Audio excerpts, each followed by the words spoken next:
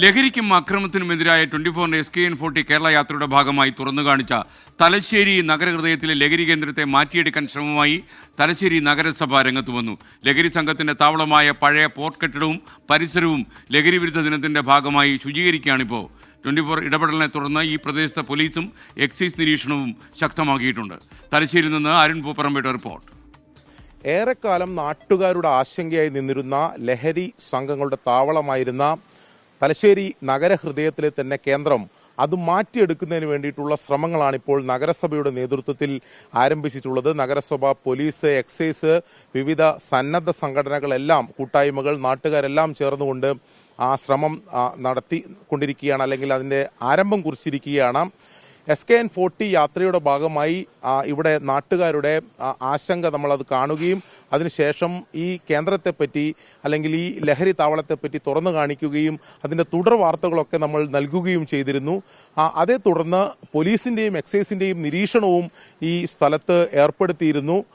അതിന് പിന്നീട് കഴിഞ്ഞ കാലയളവിലൊന്നും അല്ലെങ്കിൽ കഴിഞ്ഞ ദിവസങ്ങളിലൊന്നും ഈ രീതിയിൽ നേരത്തെ ഉണ്ടായിരുന്നത് പോലെ ലഹരി സംഘങ്ങളുടെ ഒരു കൈയടക്കൽ ഇവിടെ ഉണ്ടായിരുന്നില്ല.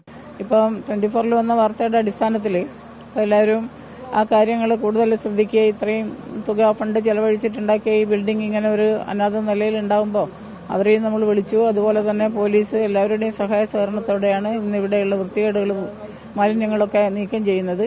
അത് കഴിഞ്ഞ് അവരത് ഏറ്റെടുത്ത് നല്ല നിലയിൽ നടത്തും എന്നാണ് ഇതുവരെ അവരുമായിട്ട് സംസാരിച്ചതിൽ നിന്നും നമുക്ക് മനസ്സിലാക്കാൻ സാധിച്ചത്.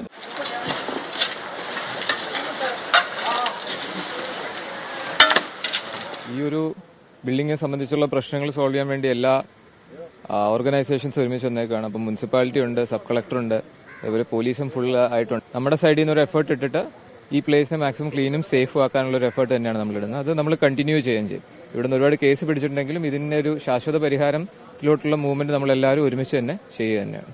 ഇവിടെ ഒരു ജനകീയ ക്യാമ്പയിൻ ചെയ്തിട്ടാണ് നമുക്ക് അവയർനെസ് കൊടുക്കാനുണ്ട്. ലഹരിൻ്റെ എങ്ങനെ ആയിട്ടുള്ള കാര്യങ്ങൾ ഇവിടെ നടക്കാൻ പാടില്ല. നമുക്ക് ഇപ്പോൾ എങ്ങനെ ആയിട്ടുള്ള നിങ്ങൾ കണ്ടിന്യൂ ചെയ്യാം. മോണിറ്ററിങ്, സർവൈലൻസ് ഉണ്ടാവും.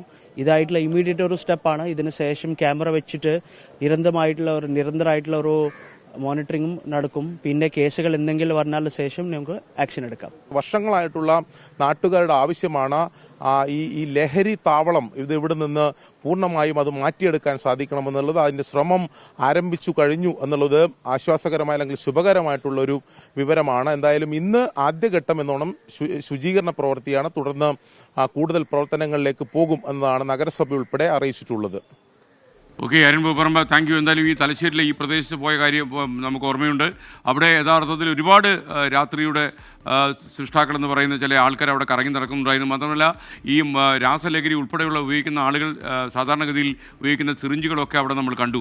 നമ്മൾ അതിശക്തമായ പ്രതിഷേധം അവിടെ രേഖപ്പെടുത്തി. മാത്രമല്ല മുഖ്യമന്ത്രിക്ക് സമർപ്പിച്ച റിപ്പോർട്ടിലും ഈ തലശ്ശേരിയിലെ ഈ പ്രദേശത്തെക്കുറിച്ച് നമ്മൾ പറയുന്നുണ്ട്. അതിശക്തമായ നടപടികളുമായി ജില്ലാ ഭരണകൂടവും പോലീസും എക്സൈസും അതുപോലെ മുനിസിപ്പാലിറ്റിയും ഒക്കെ മുന്നോട്ട് വന്നിരിക്കുന്നു എന്നറിയുന്നതിൽ വളരെ സന്തോഷം. നിങ്ങൾ അവിടെ CCTV ഒക്കെ വെച്ചിട്ട് നിരന്തരമായി നിരീക്ഷിച്ച് ഈ കുട്ടികളെ വഴിതെറ്റിക്കാൻ ഇറങ്ങി തിരിച്ചിരിക്കുന്ന ഈ നരാധമന്മാരെ കയ്യാമം വയ്ക്കുകയോ ആട്ടി ഓടിക്കുകയോ ചെയ്യണമെന്ന് ഒരിക്കൽ കൂടി ഞങ്ങൾ അഭ്യർത്ഥിക്കുന്നു. നിങ്ങളുടെ എല്ലാ പോരാട്ടങ്ങൾക്കും 24 അതിശക്തമായ പിന്തുണ കൂടെ ഉണ്ടാകും.